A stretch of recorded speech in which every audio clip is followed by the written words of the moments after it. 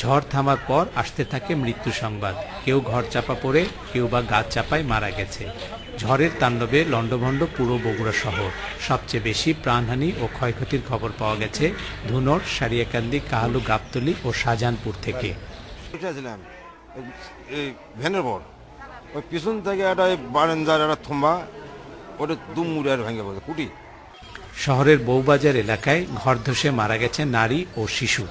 পালসা এলাকায় দেয়ালের চাপায় প্রাণ হারায় আরও একজন। হাসপাতালে ভর্তির সংখ্যাও কম নয়। দক্ষিণ মুখতে ঝরিয়ে এসে একবারে ঘর তুলে নিয়ে গেছে।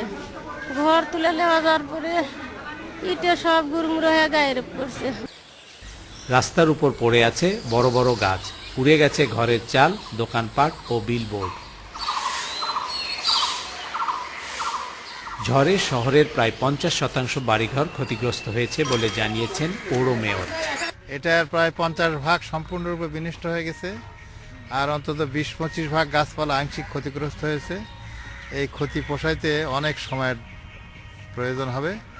আর পৌর এলাকার হাজার হাজার ঘরবাড়ি এবং গাছপালা বিনষ্ট হয়েছে। ঝড়ের কারণে বিদ্যুতের খুঁটি উপড়ে পড়ায় বগুড়া এখন বিদ্যুৎ সংযোগ বিচ্ছিন্ন। কখন বিদ্যুৎ সংযোগ পুনঃস্থাপন হবে সে বিষয়ে নির্দিষ্ট সময়সীমা জানাতে পারেনি বিদ্যুৎ উন্নয়ন বোর্ড।